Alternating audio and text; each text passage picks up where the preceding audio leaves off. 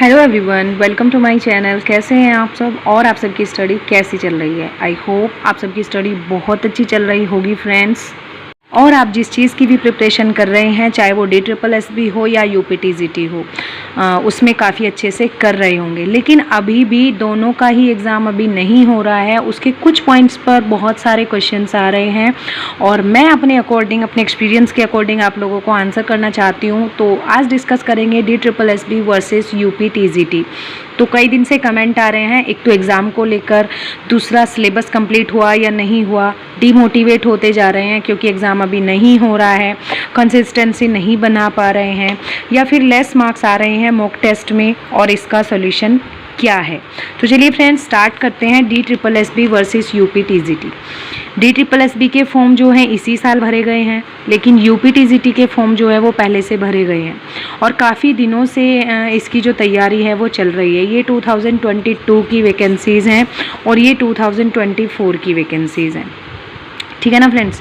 DSSB हमेशा जाना गया है अपनी जो एग्ज़ाम शेड्यूल को लेकर कि वो बहुत ही जल्दी करा लेते हैं और बहुत ही टाइम फिक्स इनका रहता है। लेकिन इस बार टाइम डिले हो रहा है, टाइम अभी नहीं, एग्ज़ाम शेड्यूल अभी नहीं जारी हो रहा है एग्ज़ाम्स का, क्योंकि TGT से पहले काफ़ी सारे एग्ज़ाम्स होने हैं जो कि अभी पेंडिंग हैं। इससे पहले जो फॉर्म फिलअप हुए हैं, PGT के एग्ज़ाम जो हैं वो पहले होने हैं और नर्सिंग स्टाफ के जो हैं एग्ज़ाम पहले होने हैं और नॉन टीचिंग के काफ़ी सारे एग्ज़ाम्स जो हैं वो पहले होने वाले हैं।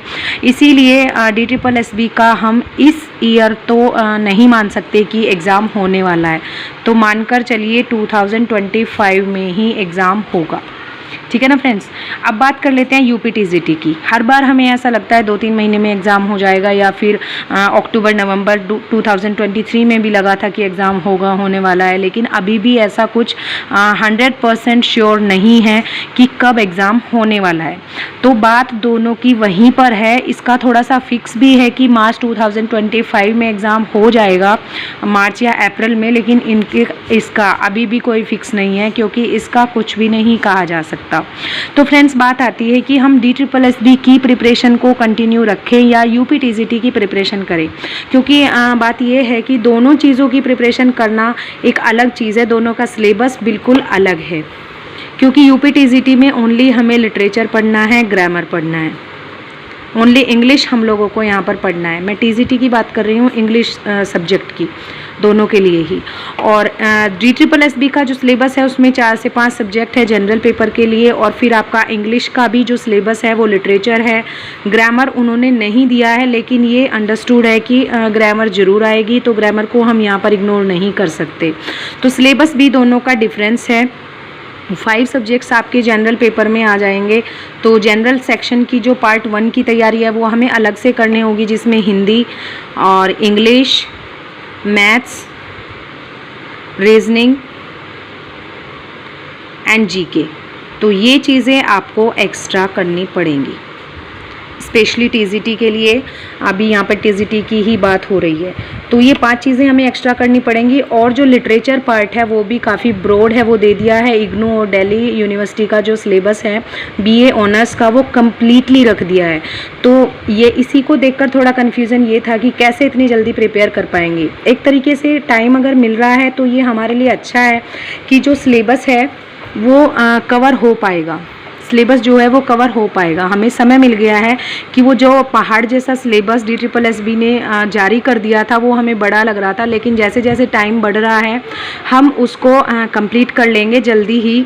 जितना भी बचा हुआ है, जितना भी किसी ने कर लिया है या नहीं करा है, अगर अभी भी शुरू नहीं करा है तो अब से शुरू करके भी कंप्लीट किया जा सकता है, क्योंकि अभी ओनली अगस्त है, आपके पास सितंबर है, अक्टूबर है, नवंबर है, दिसंबर है, जैन है, फेब है, ऑलमोस्ट 6 मंथ्स आपके पास हैं। 6 मंथ्स तो हैं ही, और यही 6 मंथ आप UPTGT के लिए भी मान सकते हैं, क्योंकि UPTGT का एग्ज़ाम भी अभी नहीं हो रहा है। खैर अभी DSSB की बात करते हैं। सिलेबस कंप्लीट करने के लिए 6 मंथ जो है वो इनफ है। अगर आप अभी से ही स्टार्ट करते हैं, मीन्स आज से, कल से ही स्टार्ट करते हैं, तो आप 6 मंथ्स में ये सिलेबस कंप्लीट कर लेंगे, लेकिन कंसिस्टेंसी के साथ। ये जो नो कंसिस्टेंसी है इसको हटाकर कंसिस्टेंसी के साथ 6 मंथ में DSSB का होल सिलेबस आप कंप्लीट कर सकते हैं। और ये मैं 100% आप लोगों को बता सकती हूँ, क्योंकि कर सकते हैं, इतना भी ज़्यादा हार्ड नहीं है। साथ ही साथ आप पार्ट फर्स्ट की प्रिपरेशन भी कर सकते हैं। अभी बात आती है UPTGT के लिए। UPTGT के फॉर्म जब से डाले हुए हैं तब से आप प्रिपरेशन कर रहे होंगे और अभी भी कर रहे होंगे, क्योंकि अब डीमोटिवेशन होता जा रहा है, क्योंकि कोई भी एग्ज़ाम नहीं हो रहा है। जाहिर सी बात है, जब भी हमारे एग्ज़ाम नहीं होता है, एग्ज़ाम की डेट नहीं आती है, तो मोटिवेशन नहीं मिलता है। हमें लगता है अभी पढ़ के क्या करना है, एग्ज़ाम तो हो ही नहीं रहा है। क्योंकि मैं भी उन्हीं स्टूडेंट्स में से आती हूँ, जब एग्ज़ाम डेट आती है तब थोड़ा सा एक्स्ट्रा टाइम देकर हम स्टडी करते हैं। लेकिन क्यों ना हम अपने सिलेबस को पूरा बारीकी से, पूरा डिटेल्ड में जाकर अच्छे से कंप्लीट कर लें।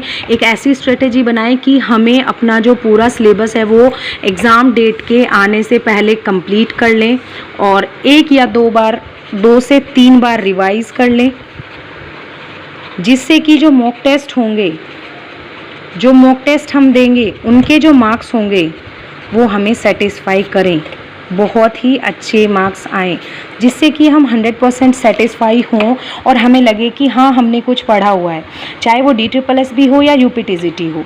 ठीक है ना फ्रेंड्स। तो सिलेबस दोनों का डिफरेंस है, लेकिन अगर अभी से शुरू किया जाए दोनों का ही सिलेबस, आप आज मानिए आपने 0% प्रिपरेशन की है, 0% दोनों की ही, आपने किसी की भी प्रिपरेशन नहीं स्टार्ट की है, आप बिल्कुल बिगिनर हो, आपने आज तक कुछ भी नहीं पढ़ा है, तो आप अभी से स्टार्ट कीजिए। अगर आप UPTGT करना चाहते हैं तो UPTGT के लिए स्टार्ट कीजिए, DSSB पढ़ना चाहते हैं तो DSSB के लिए स्टार्ट कीजिए।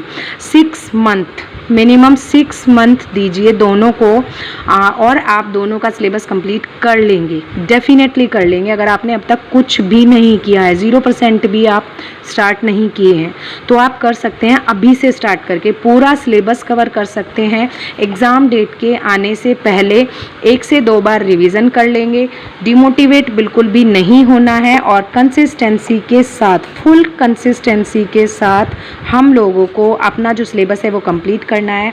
और फिर इस टैग को बदलना है, यहाँ पर लेस की जगह मोर मार्क्स आ जाएंगे और बहुत ही अच्छे मार्क्स आ जाएंगे, बेस्ट मार्क्स आएंगे। और यही एक बेस्ट सॉल्यूशन है इस चीज़ का, कि हम किस तरीके से अपना जो माइंड है उसको डाइवर्ट कैसे करें। हम अपने माइंड को ये कैसे समझाएं कि हमें अभी पढ़ना है, बहुत पढ़ना है, क्योंकि अभी भी अगर स्टार्ट नहीं किया है तो अब से स्टार्ट करके भी आप अपने जो DSSB का एग्ज़ाम है उसकी प्रिपरेशन कर सकते हैं, या फिर UPTGT का एग्ज़ाम है उसकी प्रिपरेशन कर सकते हैं। लास्ट में बात आती है कि हम दोनों में से किसकी प्रिपरेशन करें। आपका जो मेन टारगेट है आप उसकी प्रिपरेशन कीजिए, या फिर आपको जो सही लगे, जिसको आप अच्छे से प्रिपेयर कर सकते हैं। अगर आपको लगता है कि DSSB में पेपर फर्स्ट के 5 सब्जेक्ट आप पढ़ सकते हैं और सेकंड पेपर का जो लिटरेचर पार्ट है उसको कंप्लीट कर सकते हैं, बहुत अच्छे से कर सकते हैं, और आप कॉन्फिडेंट हैं, तो आप DSSB की तरफ जाइए। बहुत अच्छी फेयर प्रोसेस है और टाइम पर सारे काम कंप्लीट होते हैं। इस बार थोड़ा सा लेट हो गया है, लेकिन ये लेट होना भी हमारे लिए ही अच्छा है, हमें टाइम मिल गया है वो जो इतना लेंथी सिलेबस है उसको कंप्लीट करने का। और अगर आपकी बात आती है कि आपको यूपी में ही रहना है और आपको यहाँ पर अपने स्टेट के एग्ज़ाम के लिए तैयारी करनी है, तो UPTGT की तरफ जाइए और पूरी जान लगा दीजिए, 100% अपना देकर पूरा सिलेबस स्टार्टिंग से स्टार्ट कीजिए। नो मैटर कि आपका कितना सिलेबस कंप्लीट हो चुका है, बिल्कुल शुरू से स्टार्ट कीजिए। सब पीछे जो हो चुका है सब छोड़कर DSSB हो या UPTGT, आज से अभी से बिल्कुल स्टार्टिंग से स्टार्ट करिए और बहुत ही अच्छे से नोट डाउन करके, पूरे सिलेबस को नोट डाउन कीजिए और टॉपिक्स को एक एक को टिक करके, ये कंप्लीट हो गया, ये कंप्लीट हो गया, इतना कंप्लीट हो गया, अपनी प्रोग्रेस को रीचेक कीजिए, कितनी प्रोग्रेस हो चुकी है और कितना आपका रहता है। तो आपको इंटरेस्ट आने लगेगा, आपको डीमोटिवेशन बिल्कुल भी फील नहीं होगा। डीमोटिवेशन पता है क्यों फील होता है? हम लोगों को लगता है कि हमने सारा कुछ तो पढ़ लिया है और अब क्या पढ़ें, क्योंकि एग्ज़ाम की डेट आ नहीं रही है, तो फिर से स्टार्टिंग से स्टार्ट करते हैं ये मानकर कि हमें कुछ भी नहीं आता है। और अगर आप इसके लिए तैयार हैं तो मैं भी अपना सिलेबस बिल्कुल स्टार्टिंग से स्टार्ट करती हूँ और आप लोग मेरे साथ अपनी प्रिपरेशन स्टार्ट कर सकते हैं। तो इस वीडियो में बताइएगा कि अगर आप रेडी हैं इस चैलेंज के लिए, 6 मंथ्स का जो चैलेंज है, एक तरीके से चैलेंज ही कहेंगे, 6 मंथ्स का चैलेंज लेते हैं और इसको कंप्लीट करेंगे। 6 मंथ्स का जो टाइम है इसको बहुत अच्छे से यूटिलाइज करेंगे और अपनी जो प्रिपरेशन है उसको दोबारा से स्टार्ट करेंगे। रीस्टार्ट एक तरीके से करते हैं जिसमें डिमोटिवेशन की कोई जगह नहीं होगी, फुल कंसिस्टेंसी के साथ और बहुत ही एग्ज़ाम डेट आने से पहले अपने सिलेबस को कंप्लीट करेंगे, रिवीजन करेंगे, मॉक टेस्ट देंगे, सारा कुछ प्रोसेस बहुत अच्छे से कंप्लीट करेंगे। अगर आप रेडी हैं तो आप कमेंट में रेडी लिखिएगा। जितने ज़्यादा कमेंट्स आएंगे रेडी के लिए उतना ही इस सीरीज़ को आगे बढ़ाने में मुझे भी इंटरेस्ट आएगा और आप लोगों को भी इंटरेस्ट आएगा। तो डेली के लिए टारगेट सेट करेंगे और मैं शेयर करूँगी डेली टारगेट्स जो मैं अपने लिए रखूँगी वही मैं आप लोगों के लिए शेयर करूँगी और फिर दोनों मिलकर उसको कंप्लीट करेंगे। तो बताइए कैसे आप इस चीज़ के लिए रेडी हैं या नहीं हैं। अगर हैं तो आप कमेंट में रेडी लिख कर भेजिए और फिर स्टार्ट करते हैं सीरीज़ को, बहुत अच्छे तरीके से कंप्लीट करते हैं। तो चलिए फ्रेंड्स, मिलते हैं नेक्स्ट वीडियो में नेक्स्ट टॉपिक के साथ। तब तक के लिए thank you so much and best of luck for your exams and preparation.